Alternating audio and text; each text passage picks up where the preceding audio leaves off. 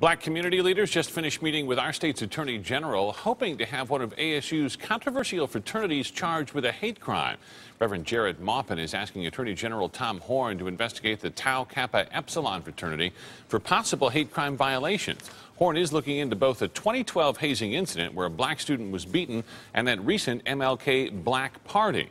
Maupin says he and the Attorney General will hold a joint press conference tomorrow morning. ABC 15's Mary Ellen Resendez has been looking into the Reverend's other accusations that ASU lacks diversity. And Mary Ellen, what are you finding out here? You know, Steve, a lot of accusations were flung towards Arizona State University. So we set out to find out whether or not their numbers were actually making the grade. Now, that meant coming out here to ASU West and meeting with the man in charge of making sure this university is diversified.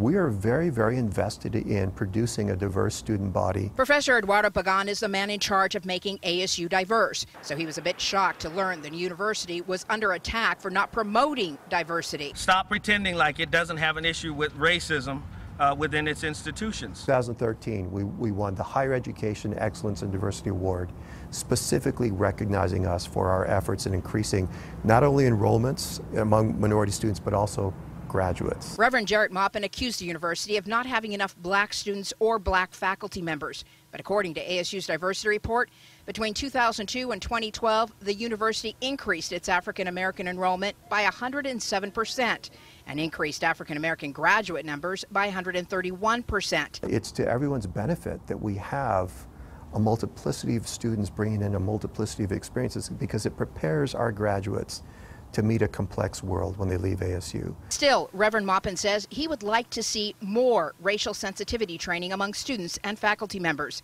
ABC 15 found ASU's diversity plan where it lists faculty training. But what about the students? Professor Pagan tells us every freshman student is required to take an ASU 101 course. Students start off by talking about their background, where they come from, what their history is, their heritage as well.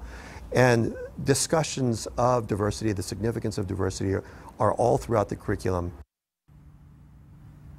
Now, even though the numbers might be there, Pagan does admit there's room for improvement when it comes to diversity at ASU. Yeah, always room for improvement there. Thanks so much, Mary Ellen.